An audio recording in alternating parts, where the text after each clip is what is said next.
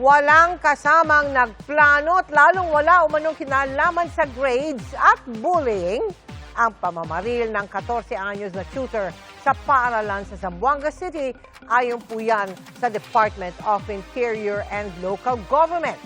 Ang tingin ng kalihim nito, talagang naimpluwensyahan lang ng kanyang mga nilalaro ang tutor. Nakatutok si John Consulta. John? Mel, nagbigay nga ngayong araw ng karagdagang detalye ang DILG at Special Investigation Task Group ng Police Regional Office 9 kaugnay sa kung paano na ipasok ng grade 8 shooter ang kanyang mga baril na ginamit sa pamaril. Sa pagbisita ni DILG Secretary John Vic Remulla sa Ateneo de Zamboanga Junior High School, ipiniliwanag niyang nakahanap ng butas ang 14 anyos na estudyante na shooter para maipuslit ang baril. Pagpapasok sa normal gates ng Ateneo, binubuksan yung gate niya. Pumasok siya sa emergency exit. Sa emergency exit kasi ay hindi nilalagyan ng lock. Pero binubuksan yan pagdating ng school time. Doon siya pumasok. Alam niya na bukas siya, na unlocked yung emergency exit. Imbis na dumaan dito sa main entrance kung saan mayroong mga gwardya na nagsasagawa ng bag inspection sa mga pumapasok na estudyante, ay pumasok daw itong grade 8 shooter dito sa bahaging ito, nitong pababang lugar, na nagsisilbing isang emergency exit din daw. At ayon pa sa investigasyon ng mga otoridad, ay nagkaroon ng pagkakataon na dumaan itong suspect sa mga rampa na ginawa para sa mga PWD, at nang siya ay umabot na doon sa pinaka 4th floor, doon na siya nagsimula sa kanyang pamamaril. Ayon kay Remulla, walang problema sa grades ang 14 anyos na shooter. Ang pamamaril, wala rin daw kinalaman sa bullying at walang kaaway ng kaklase o faculty. Base sa investigasyon ng PNP, wala siyang kasamang nagplano at hindi rin sila magkakilala ng 15 anyos na nasawi. He planned, executed, and willfully did everything on his own. There was no conspiracy behind it. There was no active group that planned it with him. There was no family influence that made him do the unthinkable.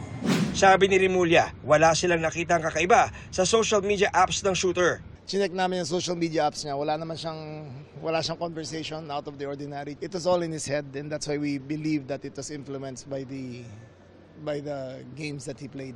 Sabi ni Remulla, kabilang sa kailangang pag-aralan ang pagbaban sa violenteng video games. Whether the country should ban these apps, these first-person shooter games, which desensitizes young men and women to thinking that violence is normal. Kung titignan niyo yung nangyari sa shooting, halos pareho ang itsura niya, video game eh.